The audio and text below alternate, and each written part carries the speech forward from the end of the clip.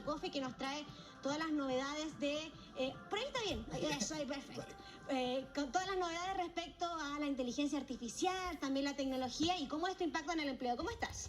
Hola, muchas gracias, Belén, por la invitación. Súper. Cuéntanos un poco, finalmente, cómo la inteligencia artificial está impactando laboralmente. Sí, bueno, podemos hablar de ese ámbito quizás en tres tópicos. El primero, el más cotidiano, yo creo que ya mucha gente está ocupando ChatGPT, el Gemini en sus casas, y quizá una estética súper general y habla de qué tan rápido penetró esta tecnología en el mundo. Internet le tomó 10 años llegar a los 400 millones de personas.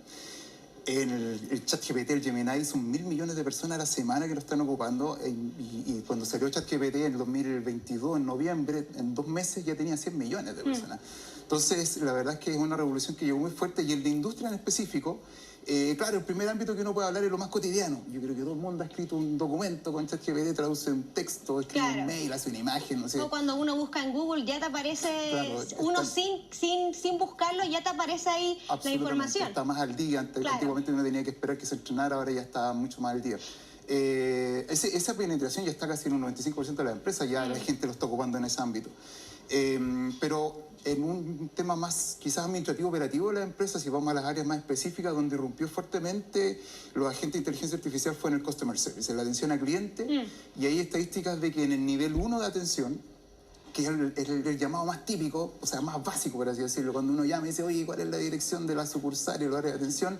Los agentes están resolviendo un 60% de esos casos, y con una buen score de satisfacción, porque primero porque no tienes que escuchar una musiquita esperando al humano, y son 24/7, entonces tienen una muy buena aceptación. Ahora, antes de que me tiren piedra, yo sé que muchos llamamos y dicen, quiero hablar con un humano. Claro. Y eso pasa porque, en general, tú llamas porque tienes un problema mayor. Sí, estamos hablando del nivel 2.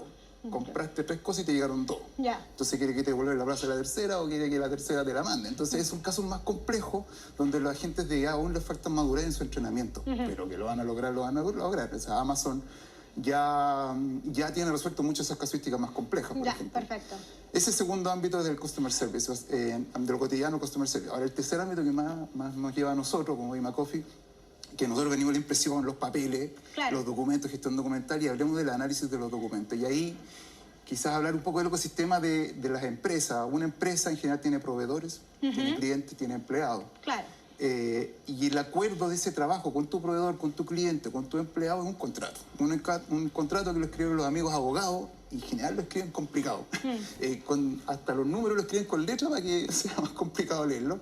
Entonces, y lo que se escribe en ese contrato, después las empresas los programan, los configuran en sistemas de información.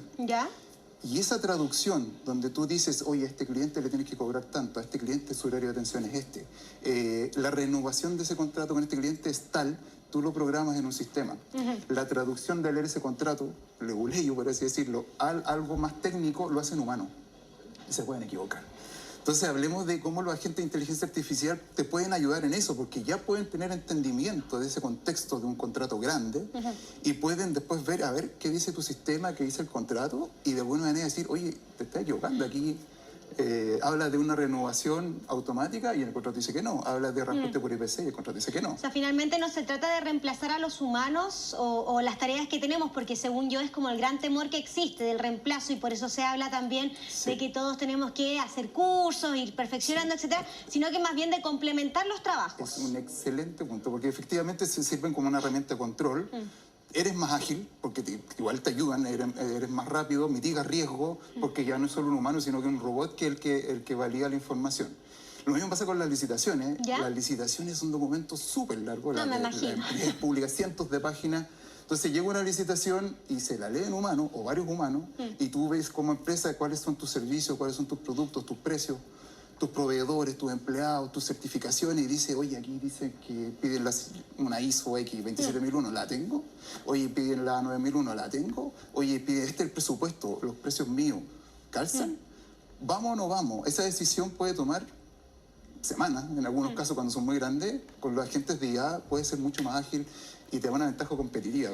Por un lado, hablamos de la inteligencia artificial. pero por otro lado tenemos el tema de los robots, de la tecnología. Siempre nos sorprende, por ejemplo, vemos a los chinos el otro día, no sé si los vio bailando sí, muy claro. coordinados, yo creo que más coordinados que nosotros. ¿Cómo esto también viene a impactar al mercado laboral y si va a haber algún cambio, si se van a introducir? Por ejemplo, no pensamos que una impresora es un robot, pero igual lo es, como ya trabajamos con robots. Las cámaras que estamos acá también son robots. Efectivamente, ese es un ámbito súper que apasiona bastante y tiene que ver con la capacidad de cómputo que tenemos ahora. En 20 años la capacidad de cómputo se ha multiplicado por 11.000. Es impresionante. Entonces, llegó primero a modo de software, el ChatGPT, el Gemini, y ahora está llegando fuerte con los robots. Y claro, a lo mejor un caballero decir, pero si en las fábricas de Nissan en los 70 ya habían robots soldando. Sí, pero eran robots que no tenían capacidad generativa, no tenían inteligencia artificial, los programaban. Agarra esa pieza, colócala acá y suéltala. ¿Okay? Ahora los robots de ahora ya están con la capacidad generativa. Y aquí voy a hacer un símil quizás con el ChatGPT. El ChatGPT se entrenó leyendo millones de libros, se entrenó leyendo millones de artículos. Entonces imagínate un robot que ahora pueda ver cientos de miles de movimientos de los humanos, los aprenda, y tú no lo tengas que programar, sino que tú después le dices, oye, mira, ve eso de ahí, llévatelo para allá, y tú no tienes que decir, colócate acá en este ángulo con esta fuerza. No, él va a decir, ok, ya aprendí porque vi, y tengo esa capacidad generativa y lo hago. ¿Okay? Y a lo mejor lo hizo distinto en humano, como lo habría hecho un humano. Y los robots en general ya están llegando al mercado. ¿Acá también? Sí, efectivamente. Hay robots, por ejemplo, de limpieza que tienen la capacidad generativa, voy a decir con inteligencia artificial, que tenemos nosotros, que tú puedes ir, por ejemplo, el robot va, obviamente mapea, reconoce el terreno, reconoce obstáculos, pero por ejemplo puede decir, allá está más sucio.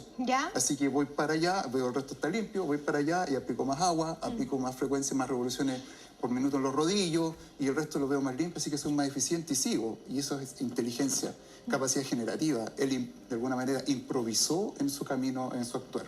Y a propósito de los robots que bailan, que a todo el mundo nos llama la atención, claro, eso es un humanoide, eso es citripio, están haciendo labores productivas, no solo bailan. Y como te decía, ya en fábricas en China, Estados Unidos, en Europa, están haciendo labores de picking, elaboraciones en ámbitos de la manufactura, pero ya van a llegar y acerca del empleo, yo creo que en el ámbito más de los robots, a ver, estamos viendo una revolución, como fue la revolución industrial, como fue la revolución del internet, y qué va a pasar con los empleos es una súper buena pregunta. Y no sé, pues yo siempre hablo de la revolución industrial. Había un herrero antes de la máquina de vapor y de los trenes que hacía herraduras para los caballos, y ese herrero cuando llegó el tren, pucha, le compraban menos herraduras, se fue a hacer rieles, que no se sabía que iba a haber una pega en ese ámbito. La operadora telefónica en los años 40 que conmutaba las llamadas, después llegó a la central conmutada digital y se quedó sin pega. Sí, finalmente nos terminamos adaptando, ¿no? Sí, claro. Diego Valenzuela, gerente de tecnologías de información de Dimacoffee, aquí con todo el tema de la inteligencia artificial y también, por supuesto, de los robots y cómo esto va a impactar